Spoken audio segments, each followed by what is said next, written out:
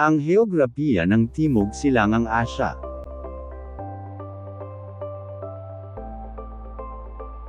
Ano nga ba ang heograpiya? Ito ay tumutukoy sa siyentipikong pag-aaral ng katangiang pisikal ng mundo. Mula sa salitang Greek na geographia, geo na nangangahulugang lupa at graphia na nangangahulugang sumulat. Sa madaling salita, ang heograpiya ay nangangahulugang sumulat ukol sa lupa o paglalarawan ng mundo. Tulad ng anyong lupa at anyong tubig, likas na yaman, klima at panahon, flora at fauna at interaksyon ng tao sa kapaligiran nito. Ano naman ang kontinente? Ito ang tawag sa pinakamalaking dibisyon ng lupain sa daigdig.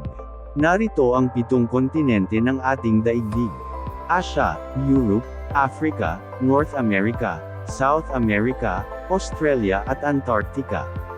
At ayon sa sukat, ang Asya ang pinakamalaki sa 7 kontinente. Makikita ang kabuuan ng Asya at ito ay nahahati sa 5 rehiyon. Mga rehiyon sa Asya. Una, North Asia o Hilagang Asya o Central Asia, na binubuo ng bansang dating Soviet Central Asia. Sunod ang East Asia o Silangang Asya. West Asia o Kanlurang Asya, ito ang hangganan ng mga kontinenteng Africa, Asya at Europe.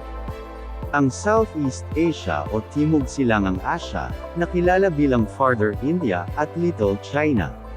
At ang South Asia o Timog Asya, batayan sa paghahati ng rehiyon sa Asya: pisikal, politikal, historikal at kultural. Ang Asya ay may 5 rehiyon. At tayo ay nabibilang sa Southeast Asia. Ating kilalanin ang 11 bansa sa Southeast Asia o Timog Silangang Asya. Mapa ng Timog Silangang Asya.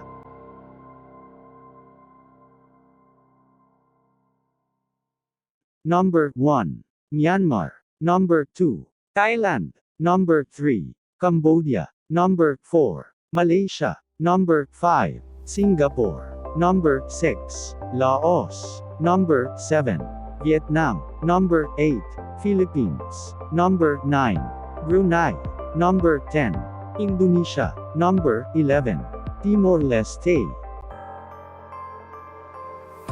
Mga bansa sa Timog Silangang Asya. Brunei,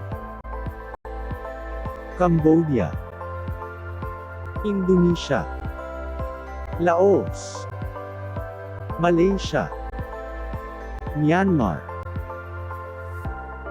Philippines, Singapore, Thailand, Timor-Leste, Vietnam. Katangiang pisikal, ito ay tumutukoy sa panlabas na kaanyuan. Ang katangiang pisikal ng Asya na may bahaging watak-watak na isla o kaya may mga buong kalupaan. Matatayog na bundok at maraming ilog. Ang lupain ng Timog Silangang Asya ay maaaring hatiin sa 2 bahagi, ang pangkontinenteng Timog Silangang Asya o Mainland Southeast Asia at ang pangkapuluang Timog Silangang Asya o Insular Southeast Asia. Ang Timog Silangang Asya ay nahahati sa 2 bahagi. Ang mainland na malaking bahagi nito ay kalupaan, o buo-buo. At insular naman ay may mga kapuluang, nakakalat sa karagatan. Mga bansa sa mainland Southeast Asia o pangkontinenteng Timog Silangan Asya. At mga bansa sa insular Southeast Asia o pangkapuluang Timog Silangan Asya. Mainland Southeast Asia, isang tangway na nasa pagitan ng South China Sea at Indian Ocean. Ang malaking bahagi ng lupain ito ay kabundukan at manakanak ang mga nagtataasang talampas mula sa Himalayas hanggang katimugang bahagi ng China. Ang mga kabundukan at talampas nito ay siyang naghihiwalay sa bahaging ito ng Timog Silangang Asya sa iba pang rehiyon. Ang lupaing ito ay dinadaluyan ng mga ilog ng Irrawaddy ng Myanmar, Salween ng China, Thailand at Myanmar, Chao Phraya ng Thailand, Mekong River ng Thailand, Cambodia, Laos, China, Myanmar at Vietnam. At Red River ng Vietnam. Mga kabundukan. Hababu Rozi na pinakamataas na bundok sa rehiyon na matatagpuan sa Myanmar. Doi Chiang Dao ng Thailand na tinaguriang Great Mountain. Doi Inthanon na ipinangalan sa naging hari Nasi Inthawichayanan. Insular Southeast Asia. Ito ay binubuo rin ng mga kapuluang nakakalat sa karagatan. Ang ilan sa mga kapuluang ito ay kabilang sa rehiyong tinatawag na Ring of Fire na matatagpuan sa Pacific Ocean. Ang Pacific Ring of Fire ay isang malawak na sona kung saan madalas nagaganap ang mga paggalaw ng lupa at pagputok ng mga bulkan. Hitik sa mga bulkan ng lugar na ito at maaring magdulot ng paglindol-dulot ng kanilang pagsabog. Mga kabundukan. Gunung Korbo ng bansang Malaysia. Karstens Pyramid Summit ng bansang Indonesia. Puncak Trikora Mountain ng Indonesia.